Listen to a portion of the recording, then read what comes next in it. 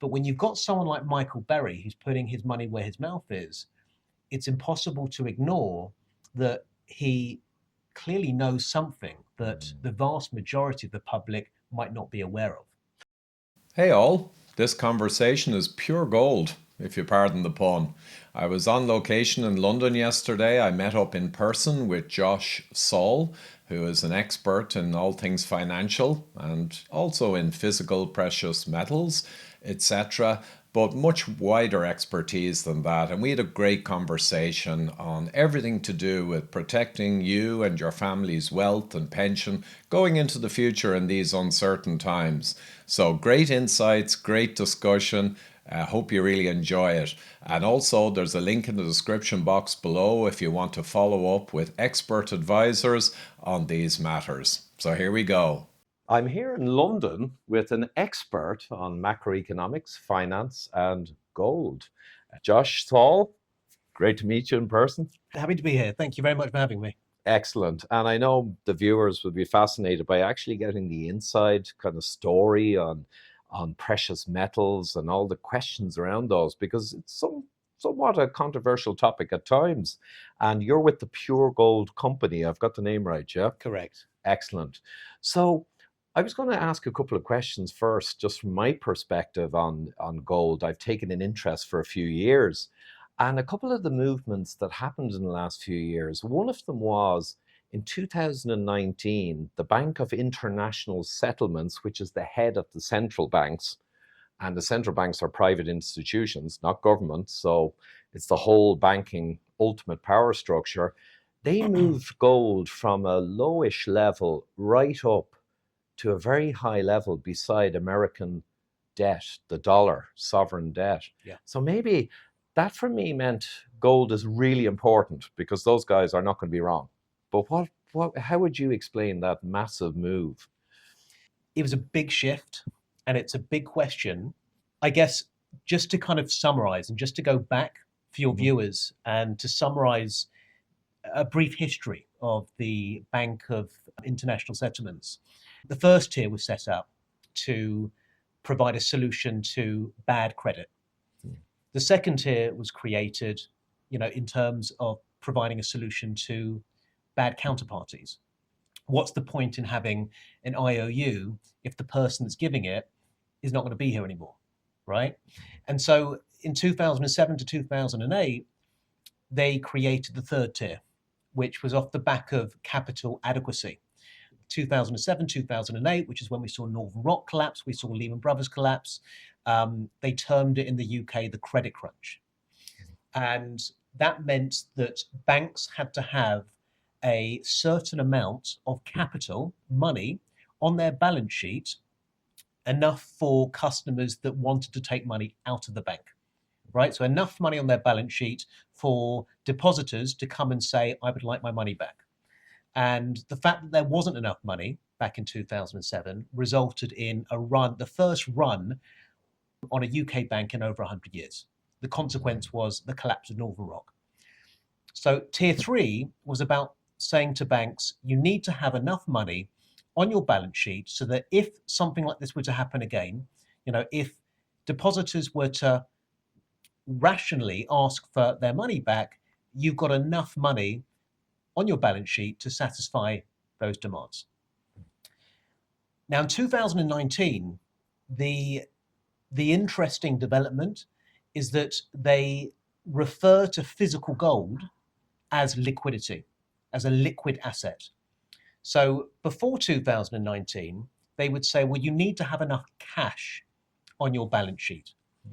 But in 2019, what they held in absolute parallel was physical gold with cash, physical gold or allocated gold, right? So we're not talking about ETFs, we're not talking about electronic gold or paper gold or anything that would require an IOU by an institution or a government. We're talking about physical gold bars or physical gold coins, underlying asset classes that back the shares and the certificates that businesses give out to one another. The revelation is that clearly the banks, the government, and the world consider physical gold as liquid as cash. But in a way, the frustrating thing for a lot of the banks before 2019 was that holding cash, we know, isn't keeping up with inflation. And so, a bank's objective from, to their shareholders is to grow assets under management to make more and more money. Now, the higher the requirement for them to hold more cash, the harder it is for them to do that because inflation's taking over and it's making their cash worth less. So the fact that they could convert their cash into physical gold as a way of being able to bypass inflation salvaged currency gives them the opportunity of keeping up with inflation, but also being able to convert it into a currency that they need as of when they require it. Effectively, instantly, as you say, they defined it tier one, it's equivalent to cash, which is, and that's a great explanation for it. It makes absolute sense. And it does actually bring up another thing about gold. I think I was interviewing, was it Matthew Piepenberg, and himself and others, experts in this, they always say, look, it's not so much gold going up in a very real sense. It's all the fiat paper money and currencies, which are not real money. They're just currencies. They're IOUs. They're going down all the time. And that's why gold goes up in price, because they are going down. So I guess that's pretty much fundamentally it. One of my favorite analogies is, and we often say it with clients that have little understanding of gold's history over the last century. But if we go back to 1970, an ounce of gold and a £20 note was worth exactly the same. Both could buy you a tailor-made suit on Savile Row in London. If we fast forward to today's values, that 1 ounce of gold is worth over £1,600. It's enough to buy you what you could have bought back then, but that £20 bill won't even cover you the fare to get into London to even see what you can't afford. And so some people will say, well, gold has grown by 11,000% since 1970. I would hold the contrary view, that actually it's that fiat currency has devalued so much that it takes more currency to buy that same ounce of gold. Yeah, and that is precisely it. Actually, that just this conversation is rolling itself, because it brings to mind straight away that thing about purchasing power. Well, there's guarding your purchasing power, which gold certainly does, as we discussed. But then there's the other side of gold. Some people will buy it to speculate or try and match the S&P 500 or try and have it as an investment asset that may grow. Versus just keeping up and guarding your wealth, preserving your wealth. And I know a lot of people, including myself, it's more to preserve the purchasing power. I'm not really speculating on it. But what are your thoughts? Because there is a speculative element to it. And if gold goes through a super cycle in the next few years with the way the world is, it'll end up an actual very good investment growth thing as well, or what? So I completely agree with you. It's impossible to ignore the fact that gold has grown considerably. If we look at the last 50 years, the S&P 500 has grown on average 5 to 6% after inflation. Gold has grown 7 to 8%. If we look at it over the last 100 years, we know that equities have outperformed gold. But then again, we know that no one really holds on to an asset class for 100 years. It's about taking advantage of an asset class based on where you are within that cycle. And so I want to avoid kind of getting too technical here, but it's a really, really interesting point. When we look at the value of companies, one of the metrics that analysts use or buyers use is the price to earnings ratio. The value of a share relative to the company's earning potential. So we now know that within this century, the price to earnings ratio is much, much higher than it was, 50 years ago. We've got the likes of tech companies who, you buy a share in one of these tech companies and they're very, very expensive, but yet we know that they're earning very, very little money. In fact, it's quite the contrary. They're burning money every single week or every single day they're in business, but it's about future earnings. And so we get to a point where there is such a disconnect, such a big distance between future earnings and the value of a share that we see a market crash. Now, the price to earnings ratio right now for the S&P 500 is twice the median, right? So the median is around 15. Right now it's above 30. Now, whenever we've seen over the last 100 years the price to earnings ratio hit 30 or higher, we've seen the market crash from anywhere between 20% to 50%.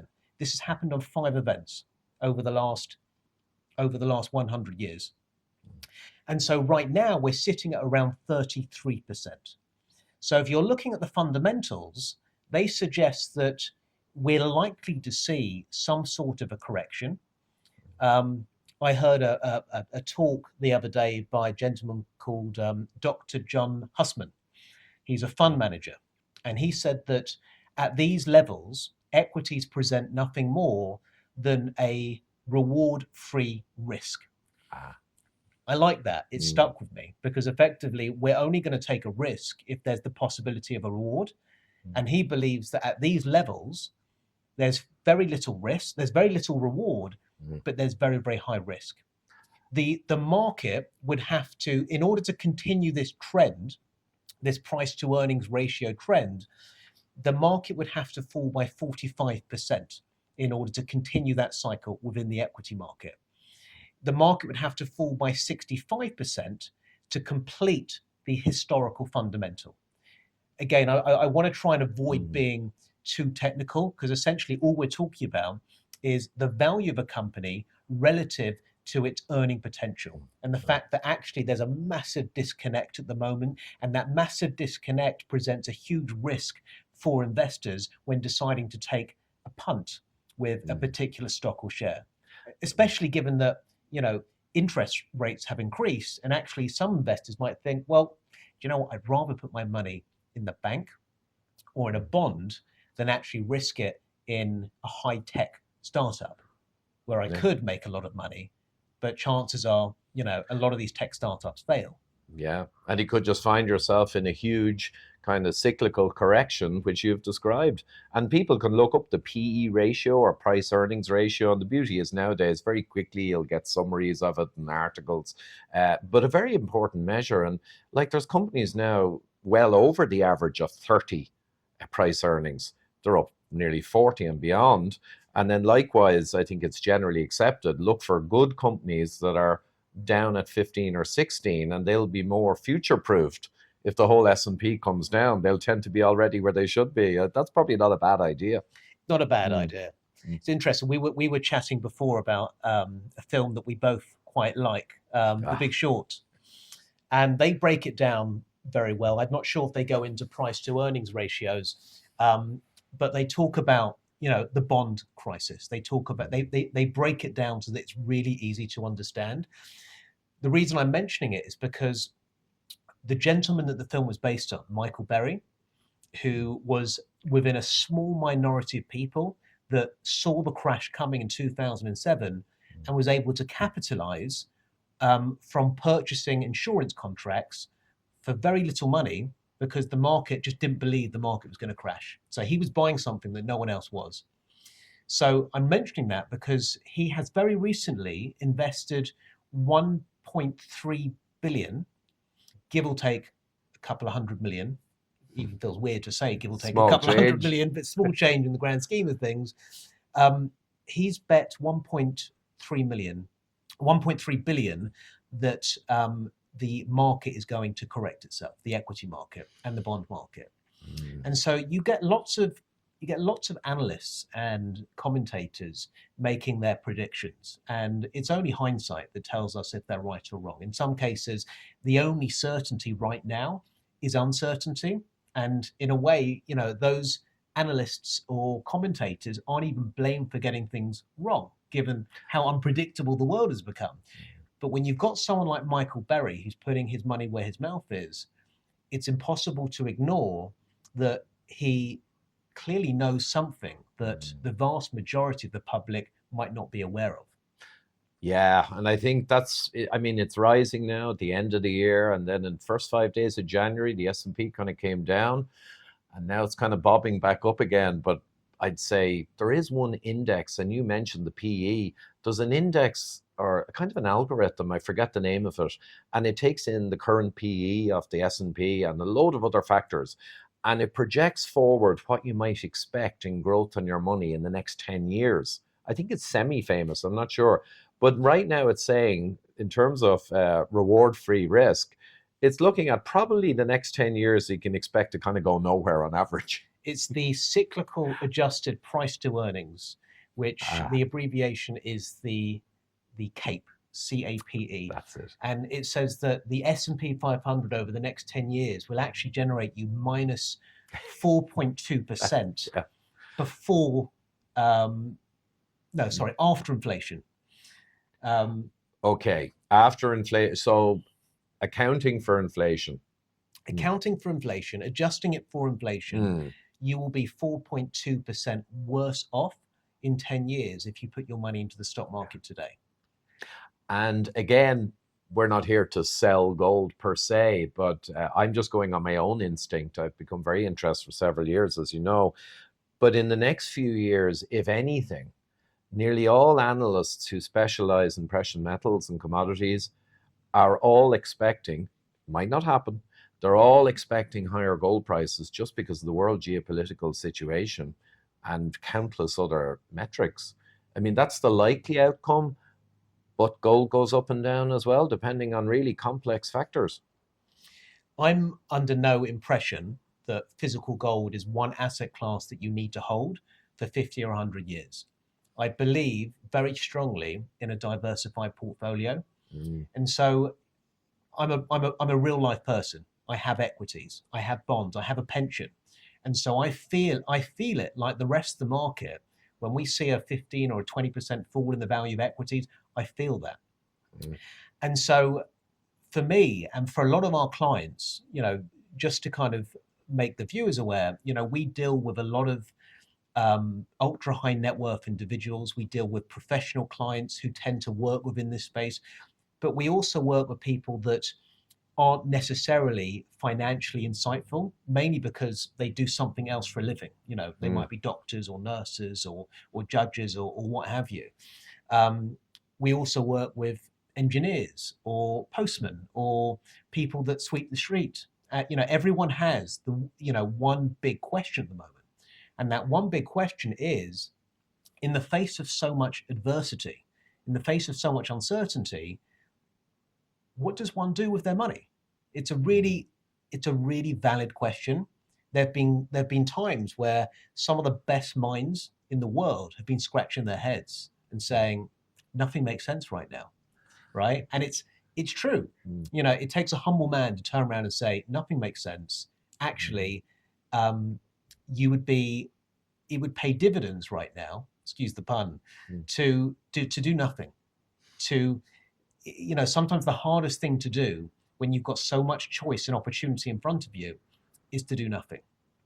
Equities, don't get me wrong, they present an unbelievable opportunity over the long term through compounding income, through dividends being paid to you, to grow your portfolio. But there's a time and there's a place. And as we've already discussed, through the valuation of companies and the fact that you've got various commentators that believe that the equity market is likely to collapse, the opportunity within the equity market, I would say, isn't today. The opportunity in the equity market, I would say, is coming. It might be 2 years, it might be 3 years, who knows? But the rich get richer during times of uncertainty, right? We know that. And so whether or not we think that's right, we think that's wrong, it's a principle. And the reason why the wealthy get wealthier is that they're not motivated by the same fundamentals that the rest of us are, right? They're not motivated by urgency, right? I think over the last 18 months, we have become motivated and pressurized by reports on inflation. We haven't seen this for quite a few years, right? And so when we hear that actually our money is shrinking by 9%, we're starting to think, well, I need to do something with my money. I've got to put it somewhere, right? And when you start chasing opportunities, that leads to more wealth destruction than anything else. You end up with people making the wrong decisions because they feel like they have to make a decision. So when we move it when we move it to one side, because whenever we speak to our clients, we provide that consultative approach. We're running through the alternatives. You can't look at physical gold in a vacuum. It's a bit like you can't buy an insurance policy if you haven't got an asset to protect, right? You've got to look at the vast spectrum of alternatives. We know there's equities, we know there's bonds, right? The bond market is paying more than it ever has done, but that reflects a greater deal of risk, perceived risk and actual risk, but also not to forget that if you're putting your money into asset classes that allow you to take advantage of opportunities, either in property or equities or in other endeavors, your money is locked in. And so if a bond is guaranteeing a loss to purchasing power and it's locked in under a fixed term timeline, then you lose that agility. And actually, bonds, interesting you mentioned that. I was looking at them for the last 6 or 12 months because, to another point you made, actually, in 21, I kind of moved my pension out. It's not a huge pension because corporate pensions are not great compared to, say, nurses' pensions or defined benefit. But I took it out and I was watching and waiting. And then things rose a bit. And the bonds I was looking at, because they were very attractive. But then at the same time, bonds in 22 and during 23, I mean, their value really came down as the rates went up. So like, no matter what you go into, you could end up getting in at the wrong moment, to your point. And then you get, catch a falling knife, I think is the phrase. But on the percentage of gold, my personal judgment from all the experts I had talked to your point again, 10, 15, 20% seem to me a hedge to protect what you've got for your family and still have pension, equities, bonds to try and grow. Some people would see that as high. Some people would say 5% in physical gold. And then the real gold bugs would say 30 or 40. Now that's very extreme. What's your personal thoughts on the percentage? And I don't want to tie you down to a specific. It varies depending on the person, their age, and everything else. There's a saying on Wall Street whereby 20%, put 20% of your wealth into physical gold and hope that it doesn't go up. It might sound kind of upside down, but the fact that gold is going up is an indication that the rest of your portfolio is dipping in value. And so 20% or even 10% goes a long way when you see your equities falling by a much larger extent than the amount of gold that you got in your portfolio. Now, you touched upon before people purchasing physical gold for growth as an investment. And I think it's relevant to go back to that because it's all about motivation, all about objectives. The majority of our clients that purchase physical gold, whilst they appreciate there's growth there, they're doing it for safety, security, and wealth preservation. What they appreciate is that their wealth is in something that is physical and tangible, something that tends to increase over and above inflation, something that tends to increase as commonly held assets like equities and property fall in value, but you've got it in an asset class that is capable of being instantly liquidated, the same as cash, the same way as tier 3 under the Bank of International Settlements regards physical gold, right? It's capable of being liquidated instantly and converted into any currency of your choice. And so when you look at the fact that people want safety and security and wealth preservation, and when you look at the alternatives within the market, people are liquidating properties selling properties because they fear that when the end of their product expires and they're going to be on a much, much higher interest rate, they're not going to be able to afford the interest payments that their interest rate will determine, right? A 400% increase in their outgoings is huge. Also, when you take into account they're paying 400% increase on their energy costs, I think that's somewhat gone down a little bit, but it's still very, very high. And so at that point, people are now starting to make decisions, either reactively, i.e., they've just realized their interest payments have gone through the roof and they're having to kind of do something. Do they take out more debt? Do they make compromises? Do they decide to kind of shop for their food in different places? Do they decide to go on less trips with their families? Do they decide to get rid of their second car? Do they sell their house? Ultimately speaking, you're going to find people selling property, downsizing, moving to different areas. So you've got the reactive, and then you've got the proactive, the people that can see this coming, and the people that are, they're taking action now so that they're not on the back foot when the need arises for them to minimize their outgoings. And we're seeing a lot of this with clients at the moment. People are now starting to look at where they might be in a year or 2 years' time, just so that when they're selling their property, they're not selling it out of dire urgency, because there's nothing worse than buying or selling when you are desperate, for the proceeds of it. And so I believe, and we've already started to see, that oversupply of property is going to create a drop in the value of property. And so for a lot of our clients that have sold property and who have then sat in cash, they've seen the market as a huge opportunity to buy something, possibly at a discount to where prices are at the moment. The question is, how do they keep their powder dry? Where do they leave their money? If they leave their money in a bank, they're losing to inflation because inflation's higher than the banks are willing to pay you. The counterparty risk on banks is the highest it's ever been. We talked about, the need for the introduction for tier 1, tier 2, tier 3 on the Bank of International Settlements is because banks aren't or haven't been secure enough. And so, if we accept that banks haven't been secure enough, and there's a commentator, there's Meredith Whitney, who predicted the crash in 2008.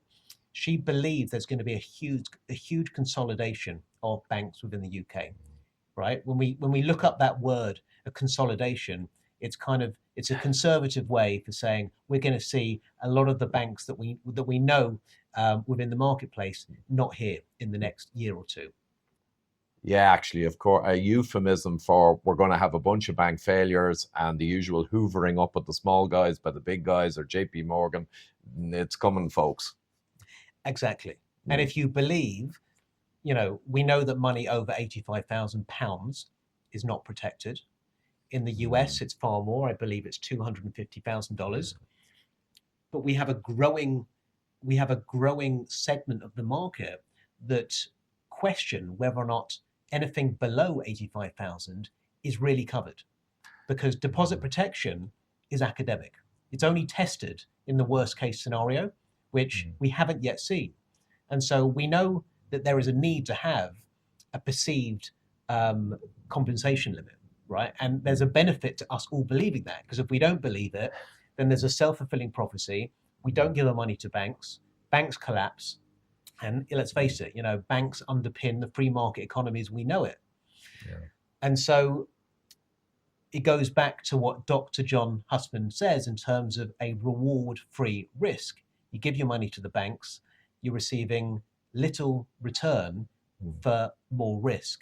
And so going back to your question in terms of, how much are people putting into gold?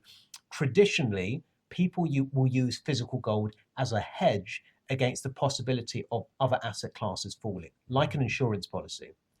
But in the likelihood, or with the possibility of other asset classes falling and wanting to keep your powder dry, then we've seen clients over the last 12 to 18 months put in a much larger percentage of their capital in order to take advantage of other asset classes in the future. Yeah. And oh, sorry, yeah, but that's what I'm hearing again and again from who I perceive to be the best in the macroeconomics or the various interviews I watch and experts. The general consensus is now is the time to have dry powder, because the opportunity, nothing's certain, of course, but the opportunity when this thing turns over, the PE comes back down, there's probably a sizable crash and maybe a lot of other action going on. The person who has powder like Buffett said, you don't make your money when things are all great and going up. You make the money when there's blood in the streets, even if some of it's your own. I think that was his phrase.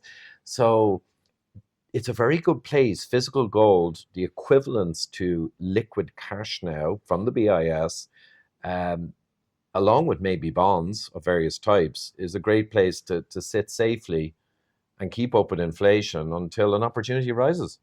I agree with that. I think government bonds, they limit risk. If you believe that, the government, are going to honor that guarantee. I can't see any reason why scientifically they shouldn't, but you have a lot of people that doubt if they will. I think the only thing with bonds is that you lose some of that flexibility. If the perfect opportunity comes along, and we don't necessarily get a memo for when these things are going to happen, they just present to us on a random Tuesday afternoon. You get a call either from your wealth manager or a friend, or you see it on the news, and you've got everyone selling something, and that creates the demand, that creates an opportunity for a minority of the market to start buying. That's where those opportunities come about. And that's why people regard and refer to physical gold as an alternative to holding cash, but in a way whereby you are keeping up with inflation and you have removed that counterparty risk. Yeah. Counterparty risk is another phrase people mightn't understand, but yeah, only when you really, really have something beyond any question, like having physical gold, is there no counterparty risk. If you're dependent on an institution, a bank that holds your money, a government bond that conceivably might not be honored in a dreadful scenario, all of those things are counterparty risk. The counterparty might have a problem and you're dragged down with them. And actually, I'm just going to pivot really quickly, because earlier I meant to mention, as well as the BIS, the European banks and Western banks in general, I noticed in the last year or two, or many years, perhaps 10, 11 years, they're increasing their gold reserves relative to their GDP, to their domestic output. And they seem to be increasing in the last few years more and more gold, which would tie in with the BIS stuff. But also the countries seem to be normalizing. The ones with less are going up to have the same ratio of gold to GDP. Now, the conspiracy-minded people would think, they're getting ready for a partially gold-backed new system, perhaps. Or maybe it's just they're all covering their asses to the same extent. What do you think of that one? It's interesting. So we've seen a similar trend. To provide some of the stats, on average, central banks hold around 15% of their reserves in physical gold.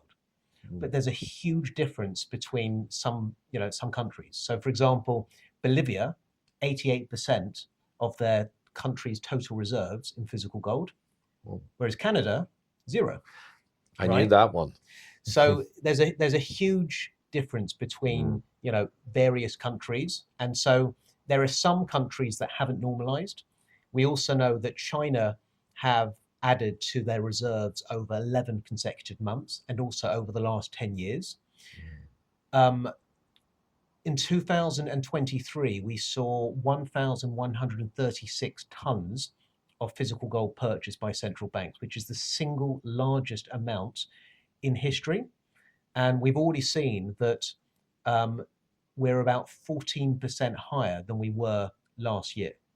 So we can certainly see that central banks are avoiding fiat currency just because, let's face it, there's so much volatility within the market. The greenback, the dollar, used to be a safe haven. It provided stability and comfort. But because of the volatility, people would much rather, when I say people, I mean central banks, would much rather have the stability of physical gold as opposed to the volatility of dollar or GBP or other currencies around the world. Yeah. And the dollar, by all means, is still going to be the dominant currency of the world and the reserve currency for quite a long time to come. But it is beginning its steady decline probably now with the rise of the BRICS and more transactions going on in other currencies, in spite of US weaponizing the dollar disgracefully last year. But that's just going to hasten these massive changes. If you think about it, if you look at the pyramid of organizations and counterparties that are purchasing physical gold.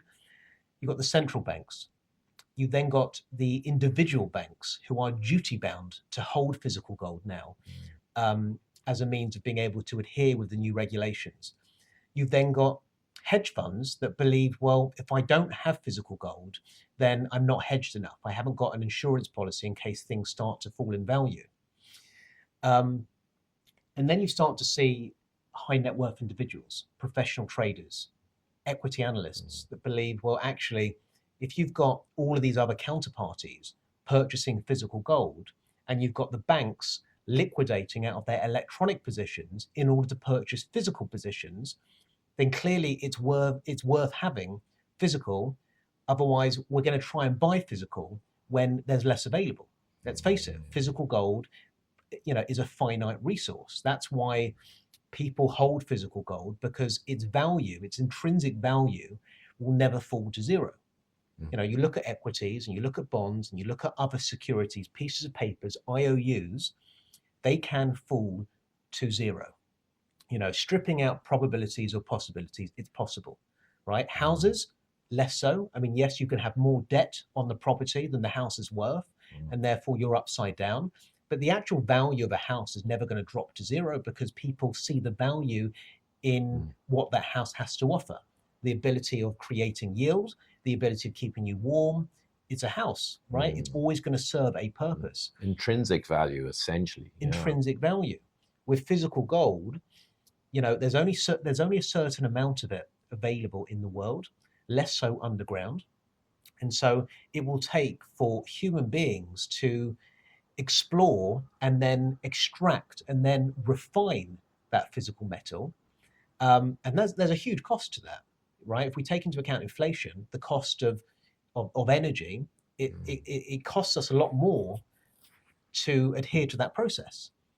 Insurance has gone up, so it costs us more to get the gold from A to B, right? So when you look at all of the costs required to create an ounce of gold, they're going up along with everything else. And so when you take into account that the actual definition of inflation is the rise in cost of goods and commodities, or commodities and services, by implication, it includes physical gold, right? You get to a point whereby if the value of an ounce is less than the cost of getting it out of the ground, they're going to stop mining it. If they stop mining it, supply gets restricted. And at that point, you then start to see a normalization of its value. The price goes up again. It's kind of self-correcting on every vector in the whole thing. There's no question about it. So, I know we've got a kind of a target for the length of this, and you have a lot else going on. But I thought maybe towards wrapping up, what reason would there be not to have a portion, which could be 5, 10, or 15%, given that you have funds, you have pension, you have money you want to protect for your family, for your future? What is the rationale to not have physical gold? And I'll be honest here, and I'm not being biased, I can't see the rationale not having some unless A, you're just not aware of the whole kind of nexus that we talked about, or B, you are just more risk tolerant and you want to speculatively go for more gains by playing, the equities, etc. Is there any other real reason not to? Is there a downside we haven't covered? I don't know, it could be a rare occurrence of something that could mean gold is not a good thing to have. I don't know. Well, in terms of providing that balanced argument, first of all, we know that the world has thrived off a decade of very, very cheap debt, right? And so we would never suggest for someone to borrow money to purchase physical gold, because essentially you're protecting something that you don't own, right? Gold doesn't provide income like other income generating assets like property.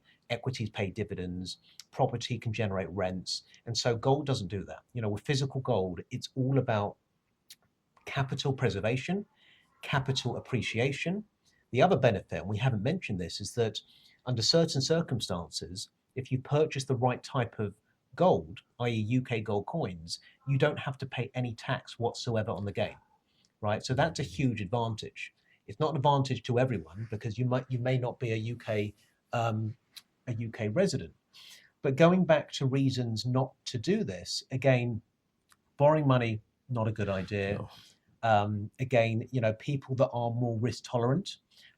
Yes, I can see why people might decide to have a smaller allocation of physical gold if perhaps they are more risk tolerant. But actually, what we've seen over the last 18 months is people justifying taking more risk by having that hedge in physical gold, right? So if people are deciding to put their money into, let's think of something that might be really risky, like emerging market tech stocks, right?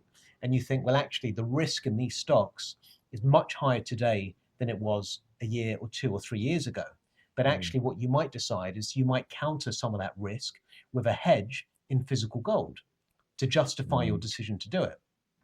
So in the same way that hedge funds decide to take more risk because they owe their investors a return, they have to hedge it in something that will go up if the companies that they put their money into go down. Yeah. So those are some of the reasons that I would see a client not proceeding with physical gold. Yeah, they make sense. And quite a few of those are really for somewhat more advanced investor types rather than the average person who's not going to use gold as almost like leverage to take high risk steps. So that's more a professional place. So I'd say that's excellent. I think we've covered the gamut. Is there anything else, Josh, you can think of that's particularly salient, maybe we maybe didn't cover, or any wrap up? Well, I just wanted to add to the last point that we covered. For people that are looking for explosive, predictable growth, within weeks or months, I would say that you need to be wary of any asset class, and that includes physical gold. Physical gold over the longer term has outperformed most asset classes, but within a short period of time, it's as volatile as lots of other asset classes. So for people that are looking for pure growth and not protection or wealth preservation, I would say one has to assess what they're trying to achieve. One has to be mindful of the fact that, with physical gold, what you're not going to do is buy in today, sell next week, and then buy in again in 2 or 3 weeks' time. Yeah. Right? That doesn't make sense. No, absolutely not. There are people who are speculating in that manner, but I think it's crazy. I'm fully with the philosophy that you espouse, and of course, or Matthew, or any of these people. And as it turns out, back a couple of years ago, I realized how crazy the world had gotten, became aware of gold, and I did move a sizable chunk of pension, etc., into it. It happens to have worked out very well, because obviously the pension has gone nowhere, and the gold has gone from 1550 up to, in euro anyway, 1860. But I never was going after that. I was doing it for the right reason. But likewise, I know that at 1860 now, some of my family's pension and wealth is in it. That could go back down to 1640 in a few months. It could do. But again, it's deep breath. You need steady as she goes. It's long-term guarding. That portion is long-term guarding, as you described. And you got to resist the temptation to say, ooh, it's high. I could sell it and buy it back in 6 months, and it might. Yeah, that's not the way you do it with gold. Yeah, I would warn against that. But I think that in this sort of a market, there are lots of people that are very scared, and there's a minority of people that see the opportunity. And in a world where a very small minority of people thrive on really negative, terrible news, it's not all bad. There is opportunity out there. It's just, one has to seize the opportunity and take advantage of what some might say are inevitabilities. And so I would say knowledge is absolute power. One has to read up upon all of the alternatives, not just physical gold, not just crypto, not just property, not equities, it has to be everything in relation to one another. And the benefit that our clients receive from using us is we see the opportunity in all of those other asset classes. We see the opportunity in equities. We see the opportunity in property. We see physical gold as either a means of protecting wealth longer term, or as a means of providing a stepping stone onto those other opportunities. And so we provide the market with a lot of research on the back of what clients are conveying to us in terms of what their motivations are. And that allows us to express to the market, this is what we're seeing, this is what the market's motivated by, and therefore this is what we're expecting in the next six months to a year. And our clients are therefore empowered with that information to take advantage of timing implications. You know, do I buy this now? Do I wait 6 months? Do I sell this now? Do I wait 12 months? And so knowledge is absolute power. You know, for anyone that has any sort of an inclination to learn a little bit more about physical gold or physical gold in relation to other asset classes, we have an opportunity for people to book in consultations with our brokers. There's no obligation to purchase, not least today. You know, we've got some people inquiring and they may well purchase, if at all, in 6 months' time. But the fact that they had that initial conversation, and it can be as brief or as detailed as the person wants it, it equips them with the impetus to make some sort of a decision, right? You've already started that journey. You don't have to act, but that information empowers you nonetheless.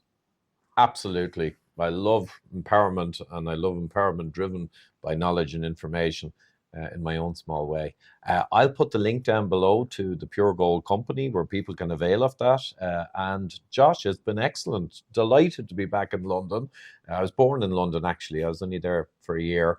But it's fantastic to meet you in person here. Thanks for coming in. Thank you. So there you have it, folks. I had lunch with Josh afterwards. Great guy. Delighted to meet him in person and so well informed. And as I mentioned, there's a kind of a discount link below if you want to follow up with the advisors in Pure Gold on all of these matters. The link does allow you to get access to the first year's storage, I think, free, though many people would go for, like I have to a large extent, physical ownership of the actual thing yourself, and that way in the long run you also avoid vault charges, etc. So these guys service worldwide. They have vaults all over the place, including in New York, American, UK, whatever, clients, all good. And also, as Josh mentioned, full discussion, no ties, no hard sell on your whole kind of financial outlook. And they are able to leverage all of their high value clients and ordinary level clients. All of what those guys are saying, seeing, they put together, and they do research and they publish on it. And it's all about getting people informed, especially, as I mentioned before, in these challenging times. So hope you enjoyed that, and catch you next time.